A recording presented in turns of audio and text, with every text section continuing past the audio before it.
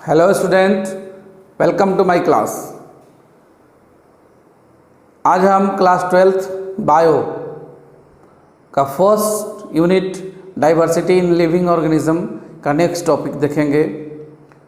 इसके पहले हमने डाइवर्सिटी इन लिविंग ऑर्गेनिज्म में बायोडाइवर्सिटी को डिस्कस किया, बायोडाइवर्सिटी का इम्पोर्टेंस डिस्कस किया, जिसको आप हमारे डिस्क्रिप्शन बॉक्स में जाकर देख सकते हैं। आज हम बात करेंगे causes of loss of biodiversity. तो आइए बात करते हैं। सबसे पहले unit first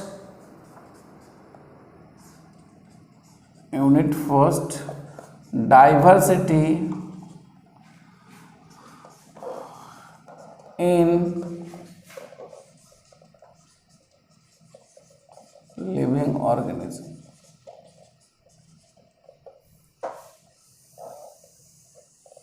diversity in living organism में जो आज हम बात करेंगे causes of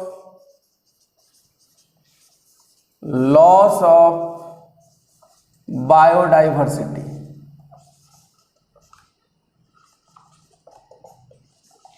causes of loss of biodiversity मतलब जैव विविधता के क्षति का कारण।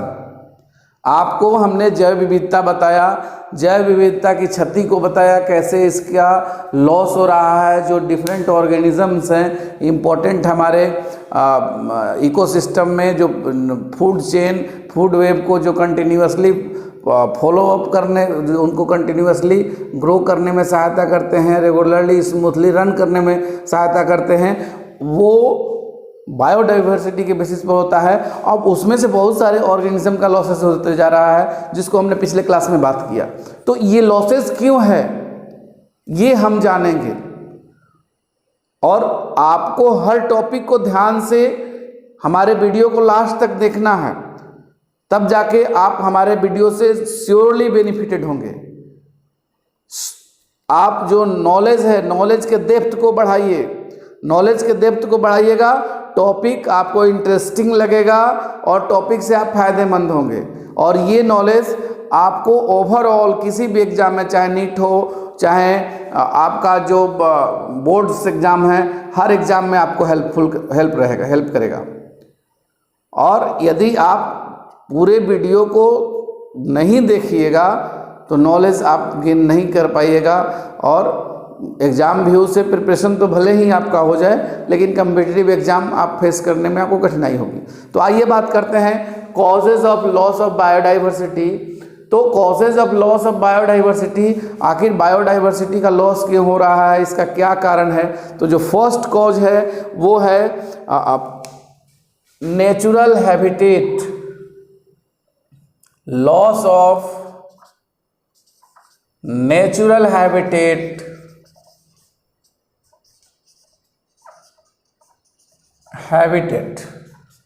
ये फर्स्ट कॉज हो गया इसका, लॉस ऑफ नेचुरल हैबिटेट। और इसको एक और चीज इसमें जोड़ सकते हैं, एंड फ्रैगमेंटेशन। अब देखिए ये लॉस ऑफ नेचुरल हैबिटेट क्या है। हम जानते हैं डिफरेंट ऑर्गेनिजम्स या प्लांट्स, उनको नेचुरली ऑकरिंग हैबिटेट में वो ज़्यादा ग्रो करते हैं, अपने को सुटेबली एग्जिस्ट कर लिए हैं।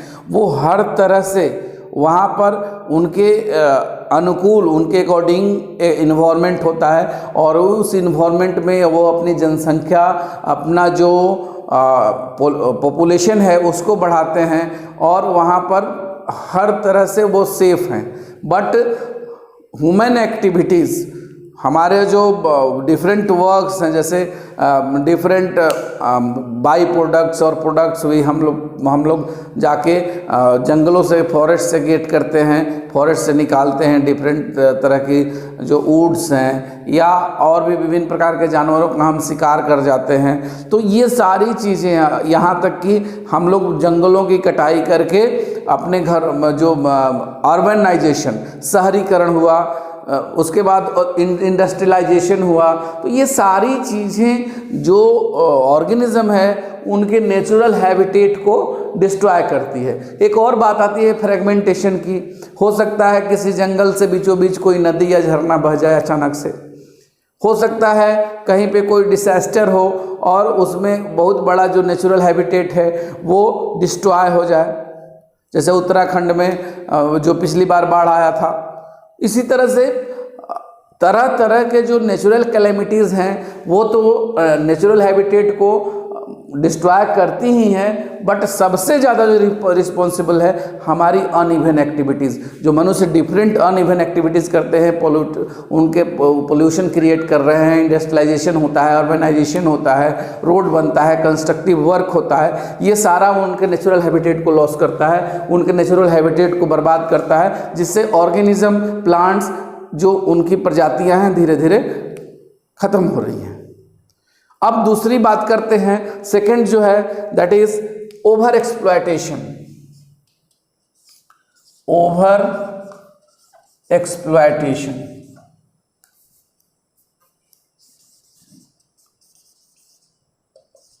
ओवर एक्सप्लॉयटेशन ये भी कहीं ना कहीं पहले वाले टॉपिक से सीधा जुड़ा हुआ है। पहले वाले टॉपिक में हमने बात किया लॉस ऑफ नेचुरल हैबिटेट। तो लॉस ऑफ नेचुरल हैबिटेट क्यों है?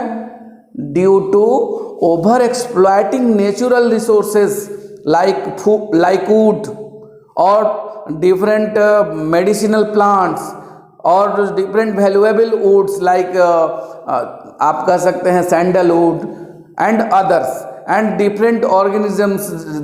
फॉर एग्जाम्पल एलिफेंट का टस्क का हम लोग देखते हैं कि बहुत सारे लोग तस्करी करते हैं, विभिन्न जानवरों का शिकार करते हैं, उनकी तस्करी करते हैं, चंदन की लकड़ियों की तस्करी होती है या उसका ओवर एक्सप्लॉयटेशन होता है बिना बेहिसाब। उसको हम लोग अपने फायदे के लिए किसी भी जो जीव है, कोई भी ऑर्गेनिज्म है या प्लांट है, उससे हम लोग ज़्यादा से ज़्यादा बेनिफिट प्राप्त करना चाहते हैं। और इस ज़्यादा से ज़्यादा बेनिफिट प्राप्त करने की जो हमारी ललसा है, जो हमारी इच्छा है, वो लॉस ऑफ बायोडाइवर्सिटी का कारण है।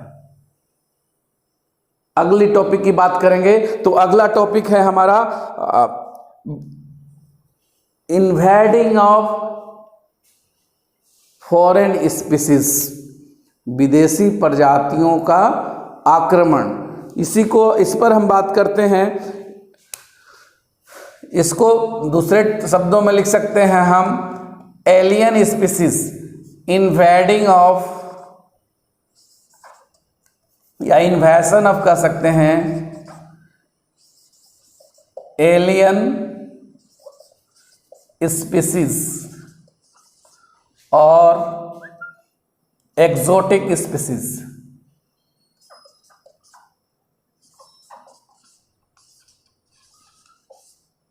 ये भी एक बहुत बड़ा इम्पोर्टेंट पॉइंट है। जैसे हमारे यहाँ जो प्लांट्स, किसी इकोसिस्टम में जो प्लांट्स, जो एनिमल्स ग्रो करते हैं, that is there natural environment. जैसे हम बात करें गेहूं की हम लोग खेती करते हैं और व्हीट की खेती जो करते हैं, उस व्हीट के साथ अगर कोई फॉरेन प्लांट्स ग्रो करे, वीड्स की तरह ग्रो करे और उससे ज़्यादा उसमें ग्रोइंग की कैपेसिटी हो, तो धीरे धीरे व्हीट प्लांट्स जो है वो लोअर डाउन हो जाएगा, उसका ग्रोथ कम हो जाएगा, वो कमज़ोर होता जाएगा, वो वीक होता जाएगा और वो उसके लिए उसकी प्रजाति को विलुप्त होने में भी सहायता करेगा। यानी हो सकता है कि ये उसको मतलब डाइवर्टिकली उसको एक्सटिंक्ट कर दे। यानी अगर बहुत सारी जो प्रजातियां हैं, खासकर हम देखेंगे लेंटेना कैमेरा, पार्थेनियम हिस्टोकार्पस, कांग्रेस घास जिसको कहते हैं, उसके बाद एक जो है इकोर्निया, ये जो जलकुंभी है, ये सारी चीज़ें, उसके बाद एक गेहूं घास है, ये सारी जो प्रजातियां हैं ये विदेशी प्रजातियां हैं, एक्सोटिक स्पीसीज़ हैं और ये कहीं ना कहीं अन्य इन्वायरमेंट से, अन्य देशों से हमारे देश में आई है और यहाँ पर आकर ये यहाँ की जो देसी फसलें हैं, यहाँ की जो देसी प्रजातियाँ हैं, यहाँ की जो इंडिजिनस स्पीसीज़ हैं, उनको हानि पहुँचाती हैं और उनके लॉस का कारण बनती है। तो ये एक बहुत इम्पोर्टेंट फैक्टर है इन्वेजन ऑफ एलियन स्पीसीज़ और एक्जोटिक स्पीसीज़।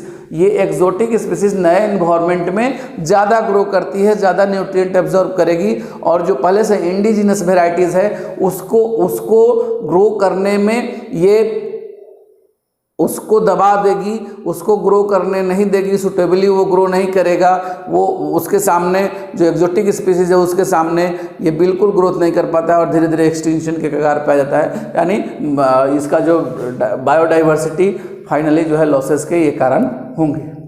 अब अगला जो बात करें हम लोग को एक्सटिंक्शन।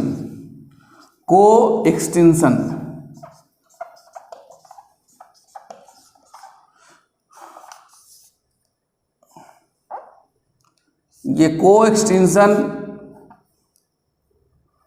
जिसको हिंदी में हम लोग सह विलुप्तता कहते हैं। को एक्सटिंक्शन मतलब सह विलुप्तता। तो सह विलुप्तता इसकी बात करेंगे, जैसे फॉर एग्जांपल हम बात करें किसी एक खास जीव की। सपोज कुछ समय के लिए मान लें टाइगर है। टाइगर जनरली जो है अन्य जैसे डियर है या अन्य जो एनिमल्स हैं उन पे ये डिपेंड करता है, उन पे अपने फूड के लिए डिपेंड रहता है। अगर ये एनिमल्स, जिन एनिमल्स को टाइगर मुख्य रूप से ग्रहण करता है एज ए फूड, उनको लेता है, उनमें लॉस हो जाए, उनकी जो है स्पीसीज लॉस्ट हो जाए, तो एक कंडीशन ऐसा आएगा कि स्टार्विंग के चलते टाइगर का भी लॉस होना तय है। यानी किसी इकोसिस्टम में one species depend for other species for the food, then if one species extinct, other species extinct along with the species that already extinct। मतलब जो स्पीसीज या प्रजाति विलुप्त हो गई है उसके साथ ही उस पर निर्भर रहने वाली प्रजातियां भी विलुप्त हो जाती हैं। इसको हम लोग को एक्सटिंक्शन कहते हैं। और को एक्सटिंक्शन भी एक महत्वपूर्ण कारण है इनके loss of causes of biodiversity का, बायोडाइवर्सिटी के लॉस के लिए एक मुख्य कारण है। अब ये तो हमने लॉस ऑफ बायोडाइवर्सिटी देख लिया। Loss of natural habitat, natural habitat में कमी के कारण हो सकती है, ओवर एक्सप्लॉयटेशन के कारण हो सकती है, इन्वेजन ऑफ एलियन स्पीसीज के चलते हो सकती है, या को एक्सटिंक्शन के चलते हो सकती है। अब इसको हम कंजर्व कैसे करेंगे, तो आइए देखते हैं। अगला टॉपिक हमारा conservation of biodiversity. Conservation of biodiversity.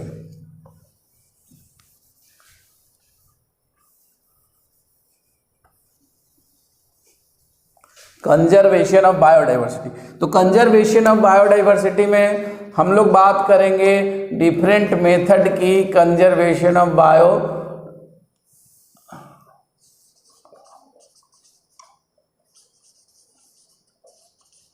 Conservation of biodiversity यानी जैव विविधता का संरक्षण। और जैव विविधता का संरक्षण जो नेचुरल हैबिटेट है या जो डिफरेंट ऑर्गेनिज्म हैं उनके स्पीसीज को किसी न किसी तरह से उनकी जो प्रजाति है उसको सुरक्षित रखना बायोडाइवर्सिटी का कंजर्वेशन कहलाता है, यानी जैव विविधता का संरक्षण कहलाता है। तो ये दो तरह का होगा। इसको पहले दो भागों में बांट देंगे।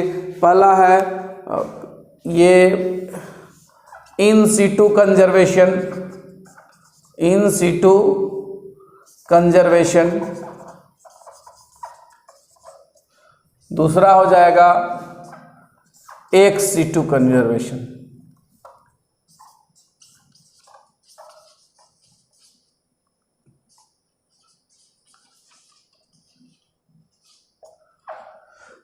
इन situ conservation, ex situ conservation. जब जीवों को, जब एनिमल्स को और प्लांट्स को उनके नेचुरल हैबिटेट में रखें हम किसी ना किसी मेथड से, जिस हैबिटेट में वो ग्रो कर रहे हैं, जिस इन्वायरमेंट में वो पूरी तरह अपने आवश्यकताओं की पूर्ति कर रहे हैं, बढ़िया से रह रहे हैं, उस इन्वायरमेंट में यदि हम उस एनिमल्स या प्लांट्स को ग्रो कराते हैं, रखते हैं, तो that is in situ conservation. यानी अगर नेचुरल बाउंड्री में, नेचुरल इकोसिस्टम में, नेचुरल इन्वायरमेंट में किसी ऑर्गेनिज्म को नेचुरली हम कंजर्व करें तो that is known as in situ conservation. इसको हिंदी में स्वस्थाने संरक्षण कहा जाता है, स्वस्थाने संरक्षण। यानी जब जीवों या पादपों को उनके प्राकृतिक आवास में रखा जाए, दैट इज स्वस्थाने और इन सिटू कंजर्वेशन। फॉर एग्जाम्पल हम बात कर सकते हैं जो बायोस्फीयर रिजर्व्स हैं, अभ्यारण्य की। बायोस्फीयर रिजर्व्स बहुत बड़ी ज्योग्राफिकल एरिया होती है, बहुत बड़ा प्राकृतिक क्षेत्र होता है जिसमें किसी खास प्रकार के जीव को उसके लिए उस क्षेत्र को प्रतिबंधित कर दिया जाएगा, ताकि उसमें डिफरेंट ह्यूमन एक्टिविटीज़ जो उनको क्षति पहुंचा रही है, जो इन जीवों के लॉस का कारण बन रही हैं, उनको प्रोहिबिटेड कर दिया जाता है, उनको रोक दिया जाता है। तो ये हुआ इन सिटू कंजर्वेशन। एग्जाम्पल्स हम एक दो ले लेते हैं इन सिटू कंजर्वेशन का। तो इसमें इन सिटू कंजर्वेशन में हो जाएगा नेशनल, इसमें हो जाएगा सेंचुरी, सेंचुरी,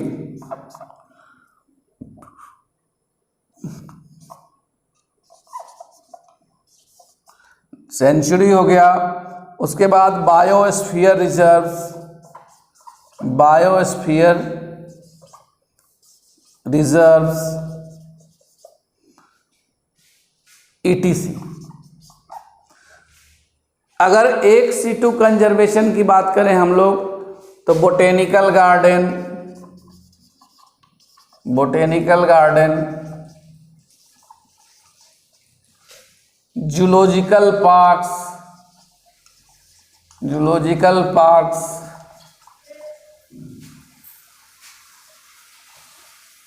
हर्बेरियम ETC इसके अंदर आएंगे। अब बात करें हम एक सिटू इन सिटू कंजर्वेशन की, तो यहाँ पर नेचुरल सेंचुरी हो गया, बायोस्फीयर रिजर्व हो गया, ये सब इन सिटू कंजर्वेशन में आएगा। एक सिटू कंजर्वेशन में botanical garden, zoological parks, herbarium ये सब आएंगे। इसको हम ऑर्गेनिज्म को उनके नेचुरल हैबिटेट से उठा के कहीं अन्य ले जाकर उनको रखते हैं, उनको सेम कंडीशन प्रोवाइड करते हैं, उनकी देख रेख करते हैं और उनको ढंग से सरवाइव करने में सहायता करते हैं। तो इस तरह से इन सिटू कंजर्वेशन, एक सिटू कंजर्वेशन। बायोडाइवर्सिटी के लॉसेस को कंजर्व करने के लिए, जो बायोडाइवर्सिटी के कंजर्वेशन के लिए इन सिटू कंजर्वेशन और एक सिटू कंजर्वेशन जैसे मेथड को अप्लाई किया जाता है। अब हम बात करेंगे जैसे कुछ छोटे छोटे टॉपिक्स की। एक हॉट स्पॉट की बार बार बात आती है कि व्हाट इज़ हॉट स्पॉट। तो हॉट स्पॉट जो है ओवरऑल पूरे वर्ल्ड में 34 हॉट स्पॉट हैं। हॉट स्पॉट की थोड़ा सा हम बात कर लेते हैं। तो हॉट स्पॉट पूरे वर्ल्ड में there are 34 hot spots. Hot spots, the hot spots are the place where the biodiversity is maximum or the biodiversity is rich in their natural condition। मतलब कि बायोडाइवर्सिटी जहाँ रिचेस्ट पोजीशन में है, जहाँ एकदम बिल्कुल समृद्ध है, वो जगह हॉट स्पॉट कहलाता है। और इस तरह से पूरे वर्ल्ड में 34 हॉट स्पॉट हैं, जिसमें इंडिया में 2 है hot spots. 2 hot spots found in India. In India, India में 2 हॉट स्पॉट्स हैं। पहला जो हॉट स्पॉट है वो है ईस्टर्न हिमालयन, ईस्टर्न हिमालय। और दूसरा जो हॉट स्पॉट है वो है वेस्टर्न घाट। वेस्टर्न घाट्स यानी ईस्टर्न हिमालय, पूर्वी हिमालय में जो बायोडाइवर्सिटी का कंडीशन है, जैव विविधता वहाँ पूरी तरह से सुरक्षित है। वहाँ पर the number of species of flora and फाना, स्पीसीज फ्लोरा फाउना की जो स्पीसीज हैं वहाँ मैक्सिमम पाई जाती हैं, वो बिल्कुल अपने नेचुरल कंडीशन में है।